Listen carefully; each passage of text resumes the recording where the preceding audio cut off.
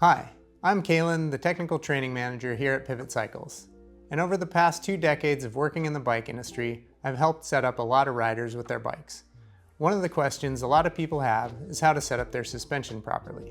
So today we're going to look at how to set up rebound and compression on your bike. Today's modern suspension has a ton of adjustment, so you can really dial in your ride to how you want it to feel. But if you don't use these adjustments properly, your bike can feel unsettled or harsh and not perform the way it was intended. Pivot spends countless hours custom tuning the suspension for each bike model. We work closely with our suspension partners like Fox and RockShox to tune the rebound, compression, and volume spacers for each bike model. That way you get the best performance for the intended use of each bike. Before you begin making adjustments to rebound and compression, make sure you've properly set sag. If you don't have your sag set up correctly, no adjustments to your rebound and compression will make your bike ride the way it was intended. If you haven't already set sag, watch our video on how to get started.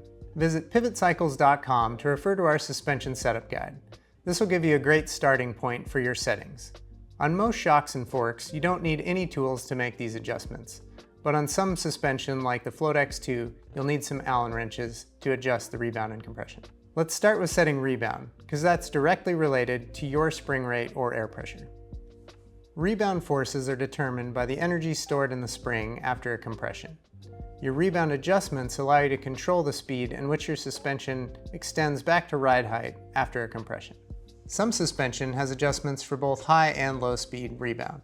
This allows you to refine your suspension for different types of forces. The goal with setting your rebound is to get your suspension to extend at a rate that matches the inputs that cause it to compress.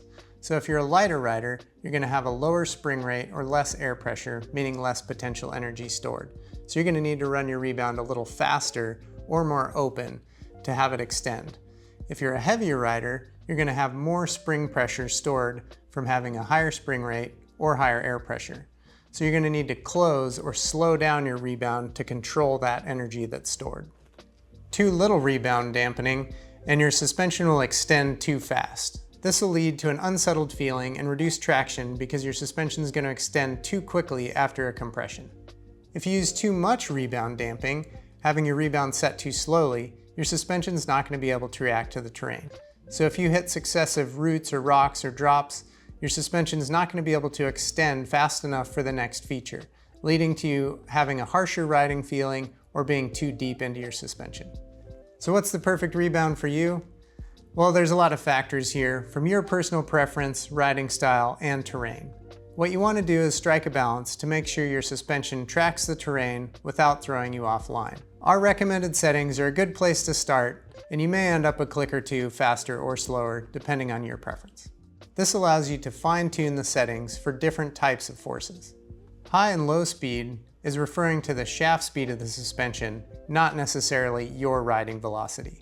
High shaft speeds happen during bigger hits, landings, and square edge bumps when your suspension's rapidly moving through its travel. One way to double check your rebound is to rotate your tire so the logo's on the ground. Quickly compress the suspension and watch your tire. If your tire bounces off the ground after compression, your rebound may be set a little too fast. If your suspension extends too slowly and doesn't track your hands when it's rebounding, you might have your settings too slow. Again, these are just ways to double check it before you head out on the trail, but what you feel on the trail is going to be the best setup for you. These are some checks you can do in the garage before you go for a ride, but the best thing to do is pay attention to how your bike feels when you're out on the trail. Just like with rebound, some suspension offer both low and high speed adjusters for compression. Low speed scenarios are things like rider weight shifts, cornering, pedaling forces, and braking that compress the suspension slowly into its travel. These compression adjusters allow you to control the amount of force it'll take to compress or use the travel of your suspension. Having these adjusters turn more counterclockwise or open means it's going to be easier or softer to compress your suspension, and the more you turn those clockwise or close them, it'll be firmer or harder to compress your suspension. High-speed scenarios are when your suspension rapidly moves through its travel.